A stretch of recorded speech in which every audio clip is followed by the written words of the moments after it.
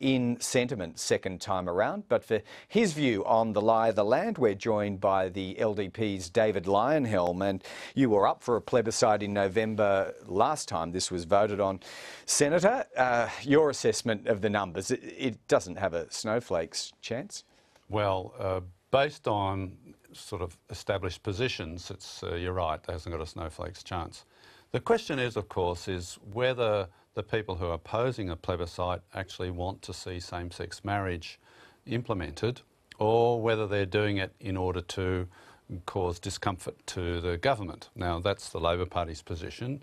The Labor Party previously supported a plebiscite on same-sex marriage, and now, of course, they think it's the worst thing that's ever been invented. But it's not based on principle, it's because, you know, they know it'll cause trouble to the government. And, you know, they're the opposition. Causing trouble to the government is their aim in life, and you can understand why. Is that the same with the crossbenchers? Possibly not. Possibly not. Certainly the Xenophon team, they don't mind causing a bit of trouble to the government. They vote with the Greens most of the time.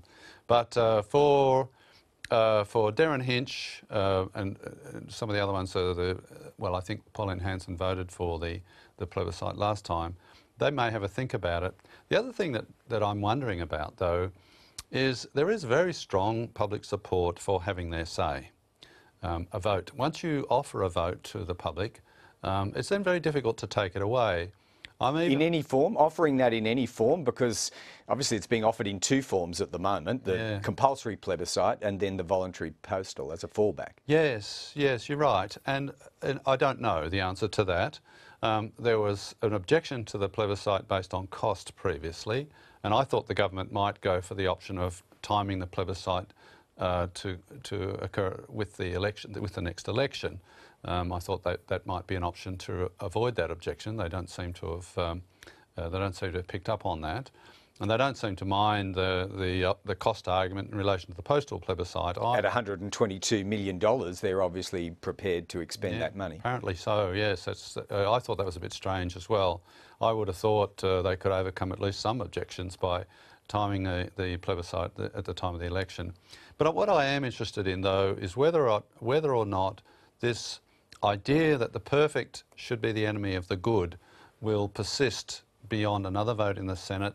They could even bring it on twice between now and September. Yeah, so looking at the sitting schedule, we know they are very determined to keep the last two sitting weeks, which means there's still another 7 on the calendar. Is it your suspicion that apart from moving forward with this week, which Matthias Cormann has said he will, there may be multiple attempts at the plebiscite legislation between now and October, November? Yeah, I've been expecting that to occur, that it won't be just one more vote. There'll be several of them, and the purpose being to say to the Labor Party and the Greens and the crossbenchers who oppose it, are you really quite sure that you're not interested in bringing on same-sex marriage sooner rather than later? Because the earliest way you can bring it on and to allow same-sex couples to get married, if that's your intention, is via the plebiscite option. Yep, that may well be a tactical consideration they have up their sleeve.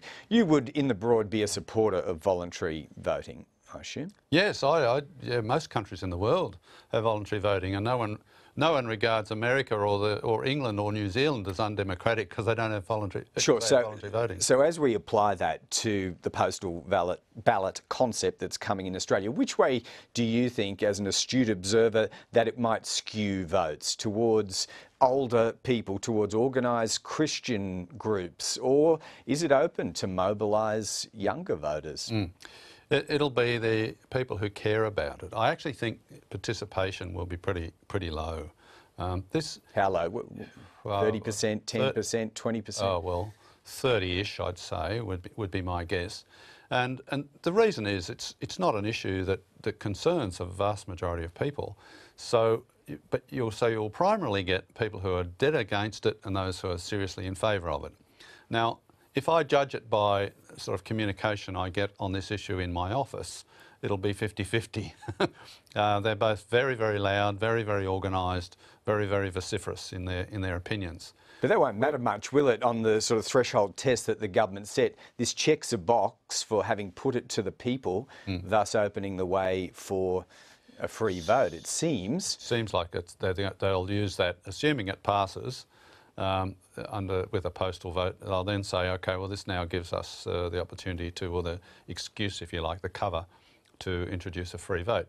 I mean, I originally wanted a free vote, but I now believe that unless you allow the people to have their say, having once offered it to them, you can't back away from that. Do you think a precedent's been set now for major parties, but specifically the coalition, to settle matters of conscience, let's say voluntary euthanasia, always via these means?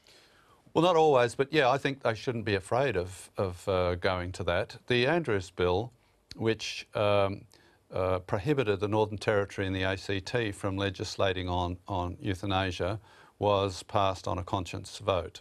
I would like to repeal that. In fact, I have a bill on the notice paper to do exactly that, and I would like it to be dealt with as a conscience vote as well. I think it would pass. I think my bill would pass if that was to happen.